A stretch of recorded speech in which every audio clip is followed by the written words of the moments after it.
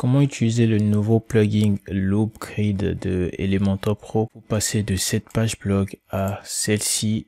C'est ce que nous allons voir dans cette vidéo tutoriel. Alors, faut savoir que depuis la dernière mise à jour de Elementor Pro 3, la mise à jour, la version 3.8, je pense bien, un nouveau widget est donc disponible. C'est bien ce widget là, Loopgrid. D'accord, qui permet donc de créer, de personnaliser l'apparence, d'accord, des types de posts sur des pages d'archives, d'accord, comme vous pouvez le voir ici.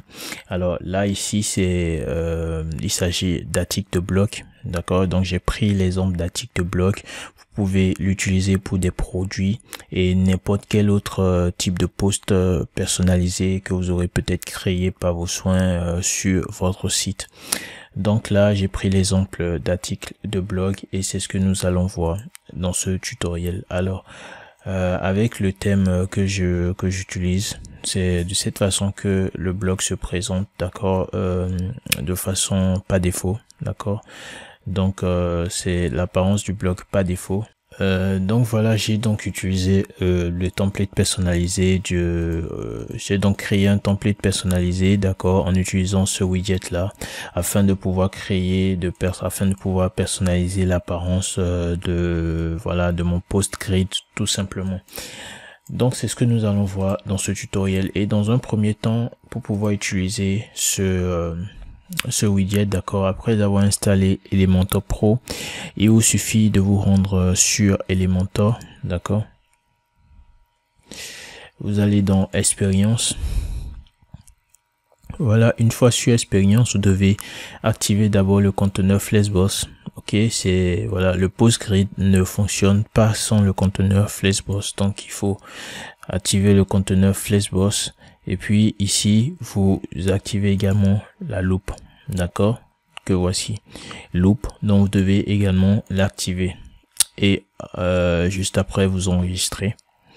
Ok, donc après cela, chers amis, vous devez vous rendre dans au niveau de modèle, d'accord, dans Theme Builder. Donc une fois dans Theme Builder, juste avant l'avant-dernier élément, c'est bien Loop Item, d'accord, Loop Item. Ok, donc vous cliquez là-dessus, voilà, et donc nous allons pouvoir ajouter un nouveau loop, tout simplement. Donc j'ai cliqué sur ajouter un nouveau loop, et donc là nous allons créer maintenant le template, d'accord, de notre loop que nous allons donc utiliser sur la page de blog ou n'importe quelle autre page sur notre site, d'accord.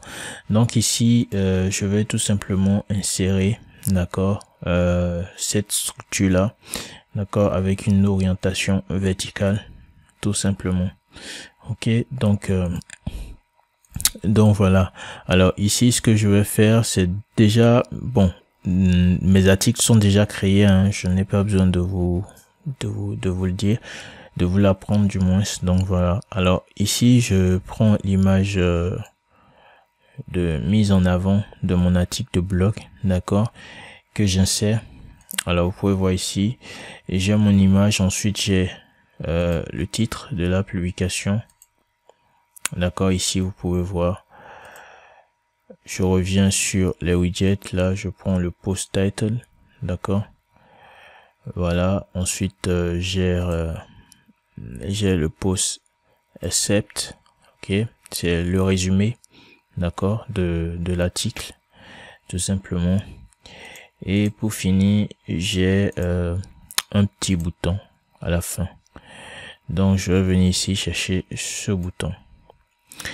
Donc dans l'état actuel des choses, c'est ce que nous avons comme template, d'accord. Là si j'enregistre et j'actualise ici, vous verrez que voilà, ce grid là prendra tout simplement, voilà, l'apparence que j'ai ici.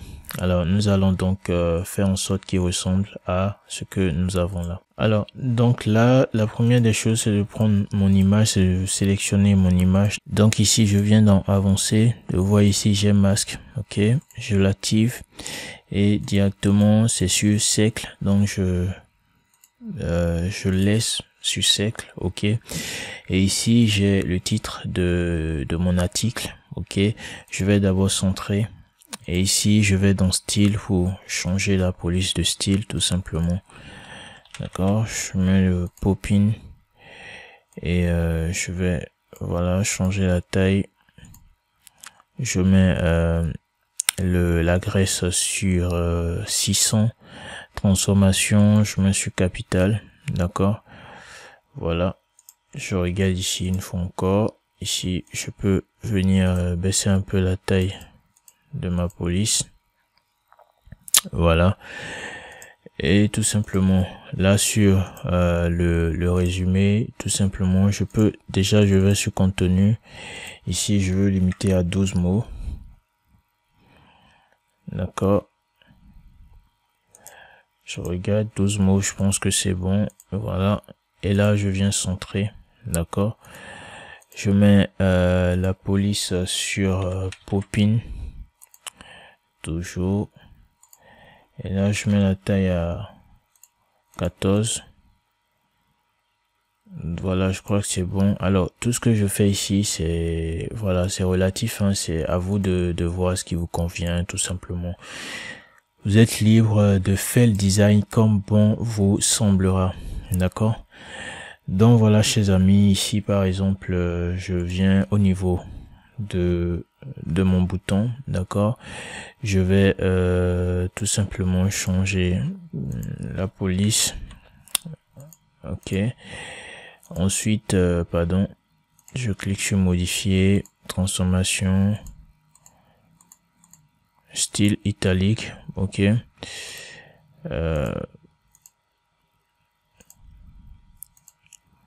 Style. Voilà, ici au niveau de l'arrière-plan, je vais rendre ça l'arrière-plan complètement transparent. D'accord.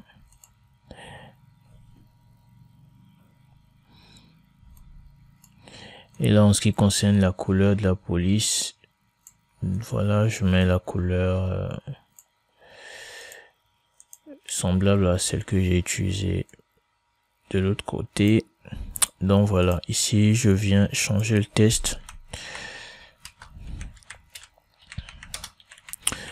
On saura plus avec 3 points de suspension. Voilà, ici je vais mettre le test en blanc pour le titre également. Donc je viens finalement sélectionner le conteneur, d'accord, et je vais tout simplement, voilà, choisir cette couleur de fond là, d'accord, et au survol je vais choisir la couleur secondaire mais la rendre beaucoup plus foncée de cette façon là. Voilà, alors je resélectionne mon conteneur, d'accord. Maintenant je cherche la bordure, là je mets 8. ok, j'enregistre au brouillon bien évidemment. Donc voilà, chers amis, il reste ici les catégories que je vais donc insérer, d'accord. Alors je n'ai pas directement le widget pour cela, donc ce que je vais faire c'est d'utiliser le test, d'accord. Donc j'insère, pardon, là j'insère le widget test, d'accord. Je vais rapidement changer la couleur, voilà, je change la couleur et j'irai chercher maintenant les données de façon dynamique, d'accord. Donc là je clique sur l'icône balise dynamique là, d'accord, et je viens sur pose thème, d'accord. Donc voilà, vous voyez là ça me sort directement les différentes catégories, d'accord. Donc là je vais venir ici, je vais centrer, d'accord, et je vais venir adapter la largeur de l'élément, d'accord. Donc voilà, je mets à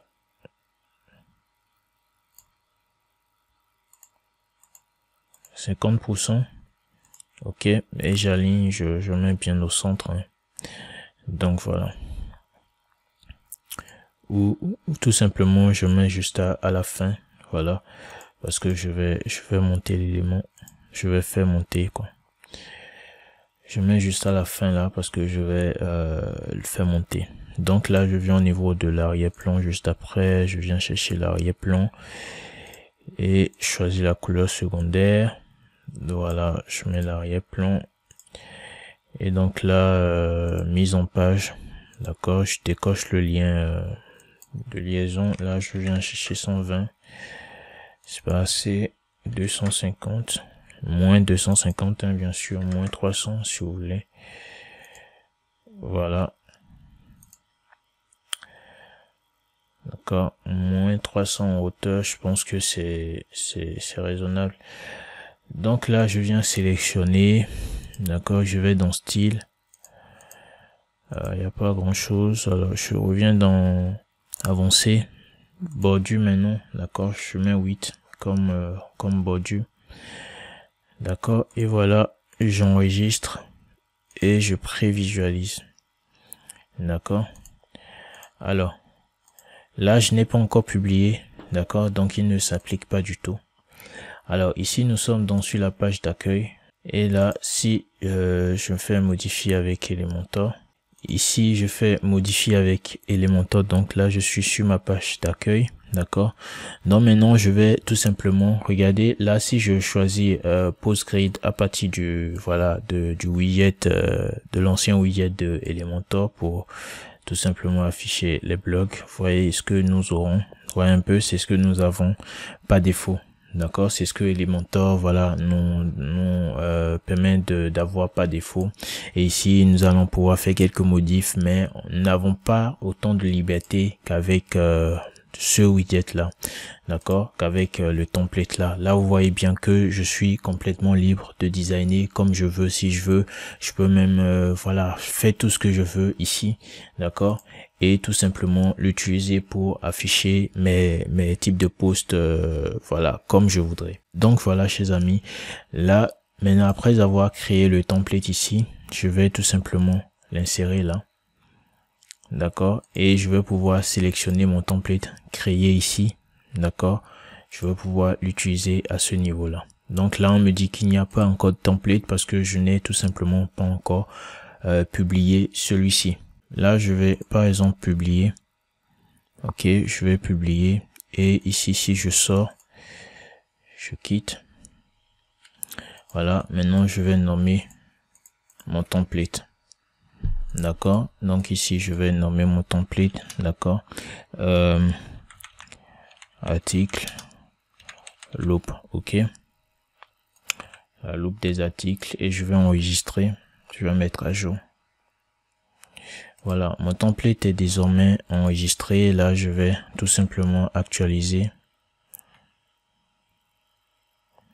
Donc ici, nous sommes sur la page d'accueil où nous voulons maintenant utiliser ce template là que je viens de créer, ok, pour pouvoir afficher la grille, d'accord, de mes articles de blog. D'accord, voilà. Donc ici, j'insère toujours ma structure, d'accord, verticalement. Comme cela, je centre, voilà. Et je viens ici maintenant au niveau des widgets professionnels, des widgets de Elementor Pro. D'accord, je viens maintenant sélectionner Loop Grid. Et là, vous pouvez voir que j'ai la possibilité maintenant de chercher mon article, voilà, et de l'insérer. Et voilà.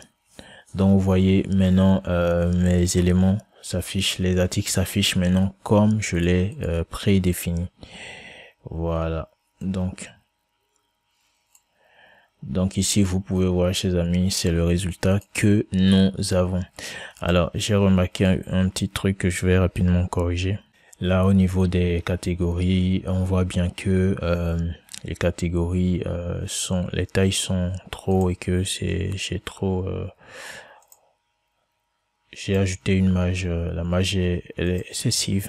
Donc voilà.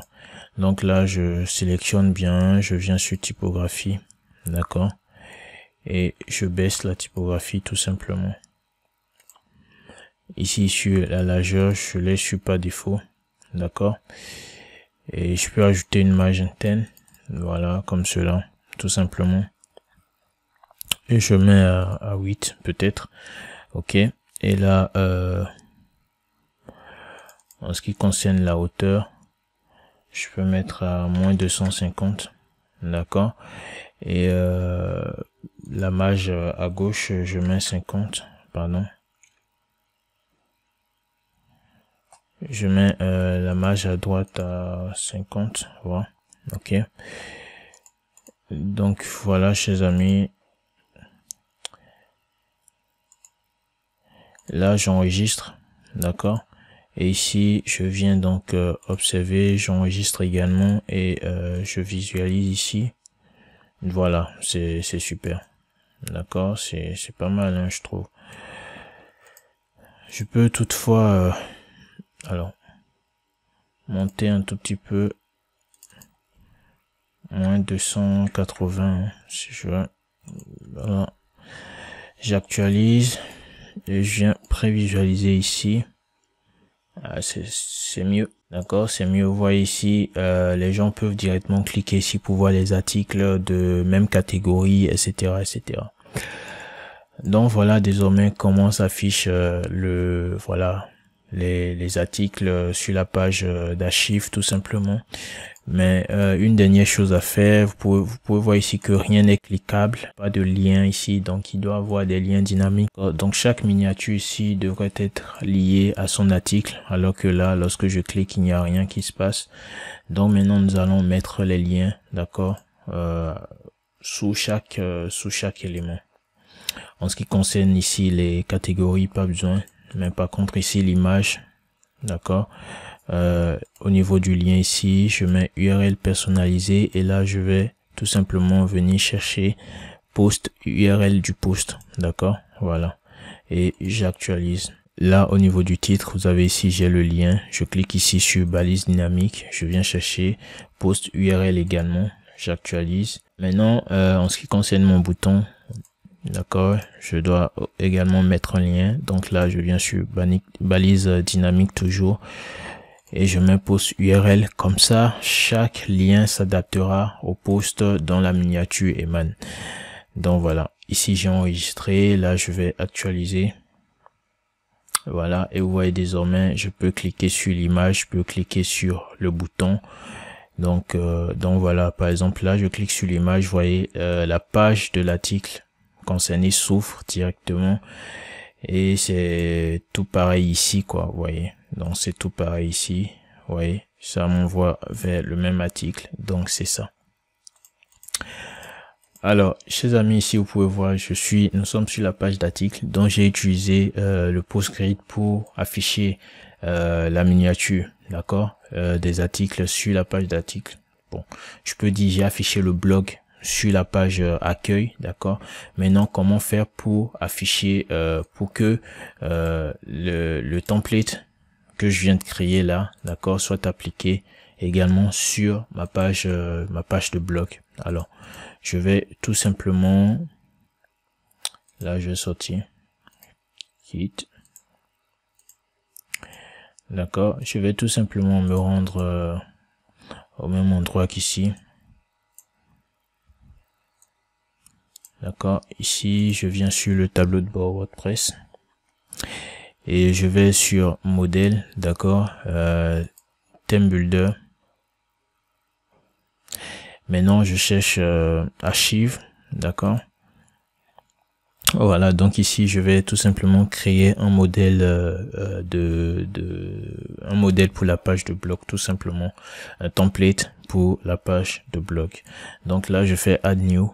Ok, vous voyez ici des modèles me sont proposés, etc. Vous voyez les différents modèles et tout. Donc voilà. Là, qu'est-ce que je vais faire? Je vais insérer une nouvelle structure. Je peux insérer une structure à 2 colonnes si je veux. Et là, faire un sidebar, c'est-à-dire une barre latérale ici. D'accord, si je le veux. Ou là, je supprime, parce que ce n'est pas le but du tuto. Donc là j'insère ma structure à une colonne, enfin ma structure à direction verticale, d'accord. Et ici qu'est-ce que je veux faire? Je viens tout simplement chercher le widget loop grid que j'insère, d'accord. Et ici je viens chercher maintenant mon template, d'accord, le template que j'ai précédemment créé. Donc, chers amis, c'est ce que nous avons. Et là, maintenant, je viens sur ma page de blog. Vous voyez bien, c'est bien la page de blog. Et c'est ce que nous avions précédemment. Donc, maintenant, je vais actualiser. Et voilà, vous voyez bien que le modèle que je viens de créer s'applique bel et bien à la page de blog. Et voilà, c'est ainsi donc que vous allez pouvoir utiliser le nouveau widget de Elementor qui est Loop Grid, d'accord, que voici. C'est ainsi donc que vous allez l'utiliser et pour personnaliser vos différents modèles de pages, enfin vos différents modèles d'archives et tout ça. Autrefois, pour le faire, il fallait utiliser des plugins supplémentaires qui étaient souvent des plugins premium, mais aujourd'hui Elementor a décidé de mettre cela à disposition dans sa version premium et c'est génial. Alors chers amis, c'est tout pour cette vidéo. J'espère qu'elle vous aura plu. Si c'est le cas, n'hésitez pas à vous abonner, liker la vidéo, c'est très important. Et abonnez-vous tout simplement. Et voilà, on se retrouve pour une nouvelle vidéo. Allez, ciao.